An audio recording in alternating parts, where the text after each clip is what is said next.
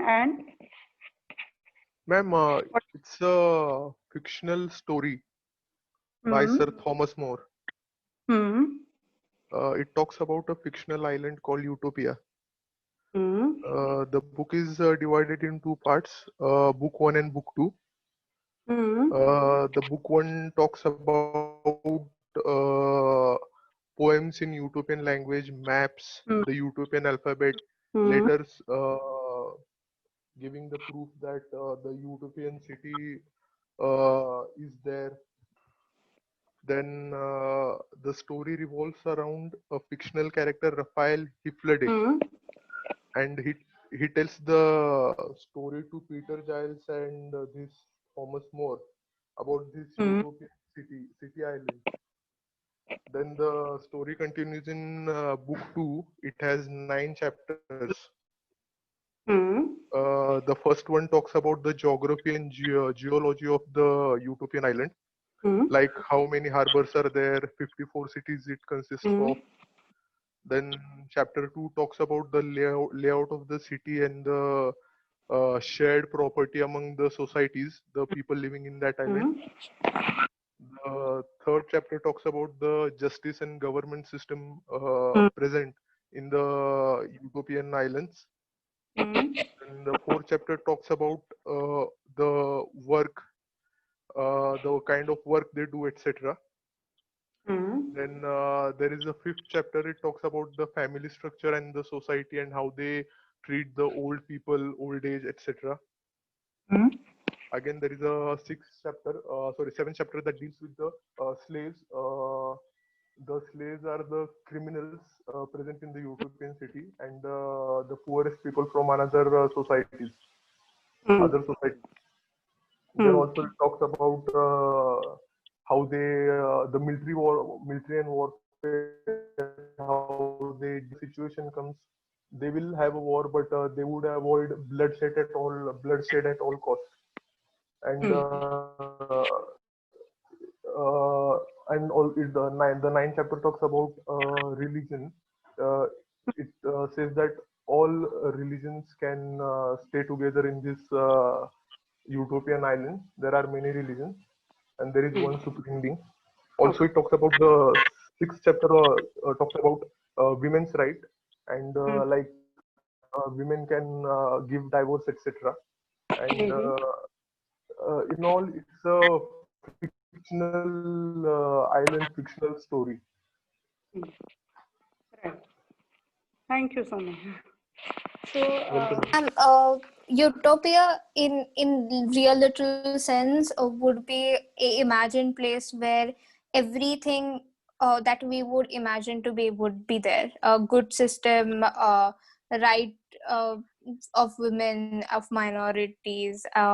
It essentially talks about a world that doesn't exist because you and topia are two Greek words that together combined means no place, or rather something that doesn't yes, exist. Nev- Right, right. Neverland. Yeah. Yeah. Right, right. Thank you. Anything else?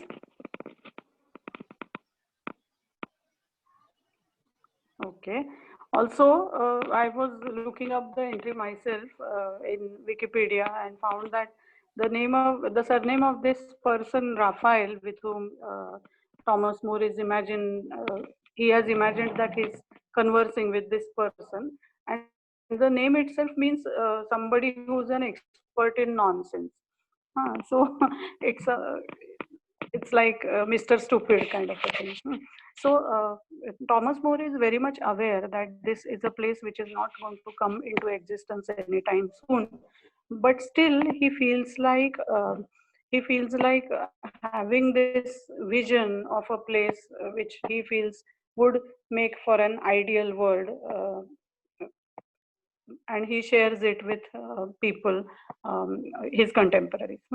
For us, it's important because this is a period when people start criticizing. So the element of self-criticism and also the element of constructive options being offered is something that is important for us from the European Renaissance point of view. That's why I wanted you to look it up and make the connection.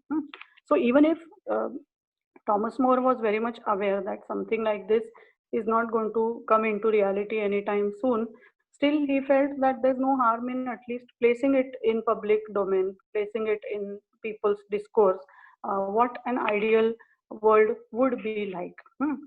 This much of self criticism, self evaluation is quite remarkable considering the medieval outlook so far. And the outlook which asked for faith and obedience and things like that.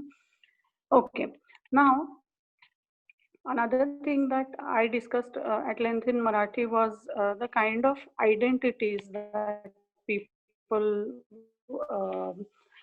identified with in the pre-Renaissance period. And I gave the example of our Indian social structure, wherein if you say that I am so and so person, probably people from the earlier generations would not recognize you. But for them, it would be important that you come from such and such family, you come from such and such caste, you come from such and such region, you come, the ponds, the word that I used in Marathi was dapka. It's a um, stale water pond, really. So these are all identities which are very, very constricting, which are quite limiting, and which are operational irrespective of your own potentials. So even if you may be an extremely good, I can think of my another example here. Even if I may be a good or a bad driver of a car, people will always judge me as a woman. They will say, for a woman, you drive quite well. Has that happened to you?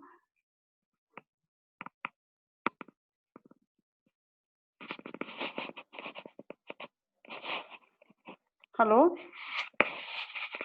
Has that happened to you? No, no, I don't know how to drive only. Okay.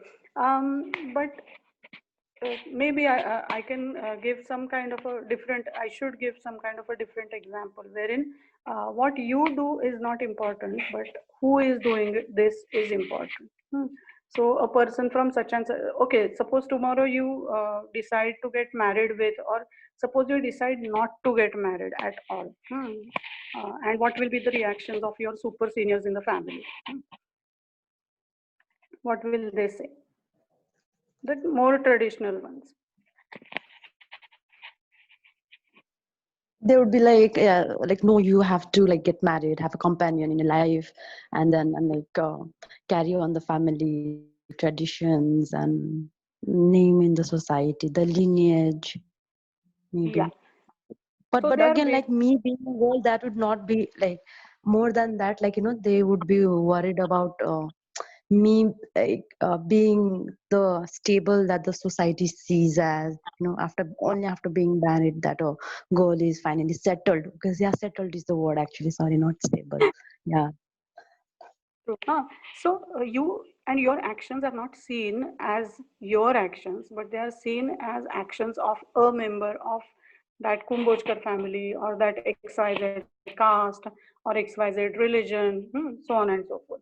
Basically, point that I'm trying to make here is that your status, your actions are interpreted only in the light of the membership of whatever group you are supposed to have. This is a pre-Renaissance, medieval, feudal kind of an attitude, which slowly begins to change with the coming of the Renaissance kind of thinking, wherein people start saying, okay, my family has got this whole lineage of women who got married, but I, as a individual, I don't believe that I should get married just yet or at all. So I will assert my choice, and I will do whatever I feel like. This kind of an individual attitude, this kind of a freedom to exercise your own choice, is something that comes that becomes acceptable post Renaissance period. So the focus is shifting from society to individual. also from God to humans, and from nature to human individuals. In these three binaries, if we want to understand the milieu of the Renaissance period, in these three binaries, uh, it was earlier believed that nature is more important than man. It was believed that society is more important than an individual. And it was believed that God is more powerful, more important than an individual human being. But now, with the coming of the Renaissance, what happens is the focus shifts from these three earlier fellows towards human beings. This can be called as keeping human beings at the center of your thought processes, the discourse around which you think. So that's what is called as humanism. This is also something which leads to eventually the idea of a Protestant Reformation, which we will be discussing later on. So I will not go into many details about that just yet. Okay, now some of the features which lead to this idea of humanism becoming popular are outlined here. First and foremost, of course, the trade and prosperity, which we have already discussed in terms of, the voyages that people had and the crusades on which people went. So they would make new friendships, new enemies, even new acquaintances. Widening of social contacts was happening, as a result of which people started becoming very interested in the worldly affairs. How is it that my horse gets tired much more than the other person's horse? So they started thinking about animals and their, anatomy and things like that. They started thinking about better military equipment. They started thinking about things which would be very helpful for them on voyages, such as food preservation, such as mariner's compass and things. So all these things put together led to human beings coming at the center stage of thought processes. This ideology takes people in towards the processes which have been collectively called as the European Renaissance. These are some of the key features of the ideology of humanism, which takes people from supernaturalism, that is belief in something that is beyond the imagination, beyond the understanding of human beings, from having such beliefs to having a belief in as Petrarch had pointed out, belief in human contemplation, believing that humans have the ability to think up great things. This is something which leads to their belief in human capacities, and which leads to development of modern science. This is where the call is going to end. So we'll stop here, and I'll resume after the Marathi mediums, that is in about 15 to 20 minutes. Thank you.